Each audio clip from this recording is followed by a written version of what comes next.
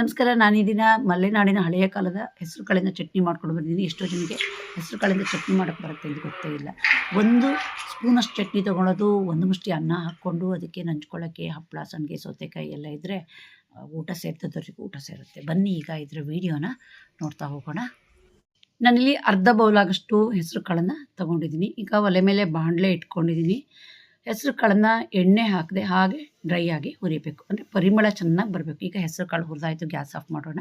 ಒಲೆ ಮೇಲೆ ಬಾಣಲೆ ಇಟ್ಟಿದ್ದೀನಿ. ಅದಕ್ಕೆ ಖಾರಕ್ಕೆ ಅನುಗುಣವಾಗಿ ಮೆಣಸಿನ್ಕಾಯಿ ಹಾಕಿದ್ದೀನಿ. ಹಾಗೆ ಕರಿಬೇವಿನ ಹೆಸರು, ಅರ್ಧ ಸ್ಪೂನ್ ಎಣ್ಣೆ, ಚಿಟಿಕೆ ಹಿಂಗೆ ಹಾಕಿದ್ದೀನಿ.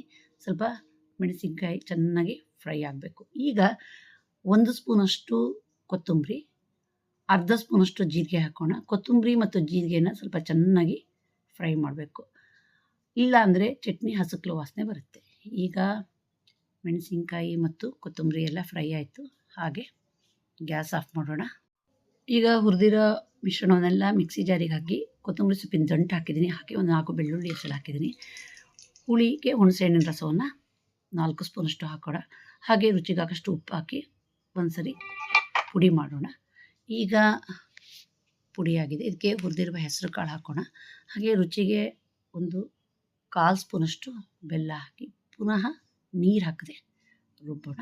ಈಗ ರುಬ್ಬಿರುವ ಚಟ್ನಿ ರೆಡಿಯಾಗಿದೆ. ಒಗ್ಗರಣೆ ರೆಡಿ ಮಾಡೋಣ. ಒಲೆ ಮೇಲೆ ಬಾಣಲೆ ಇಟ್ಟಿದ್ದೀನಿ. 2 ಸ್ಪೂನಷ್ಟು ಎಣ್ಣೆ ಹಾಕೋಣ. ಈಗ ಕರಿಬೇವಿನ ಹೆಸರು, ಹಾಗೆ 1 ಸ್ಪೂನು ಸಾಸಿವೆ ಕಾಳು, ಪರಿಮಳಕ್ಕೆ ಇಂಗು ಹಾಕೋಣ. ಸಾಸಿವೆ ಕಾಳು ಸ್ವಲ್ಪ ಚೆನ್ನಾಗಿ ಚಪ್ಪಟಾಗುತ್ತವರೆಗೆ ಫ್ರೈ ಮಾಡ್ತಾ ಹೋಗೋಣ. ಈಗ ರುಬ್ಬಿರುವ ಮಸಾಲೆನ ಹಾಕಿ ಈ ಎಣ್ಣೆ ಒಳಗೆ 1-2 ನಿಮಿಷ ಫ್ರೈ ಮಾಡೋಣ. ಹೀಗೆ ಮಾಡೋದ್ರಿಂದ ಚಟ್ನಿ 1-2 ದಿನ ಇಟ್ಟರೂ ಸಹಿತ ಹಾಳಾಗಲ್ಲ. ರುಚಿಯಾದ ಹೆಸರು ಕಾಳಿನ ಚಟ್ನಿ ರೆಡಿ ಆಯಿತು. ಕಡಿಮೆ ಸಮಯದಲ್ಲಿ ತುಂಬ ಸರಳ ರೀತಿಯಲ್ಲಿ ಮಾಡುವಂಥ ಚಟ್ನಿ ಇದು.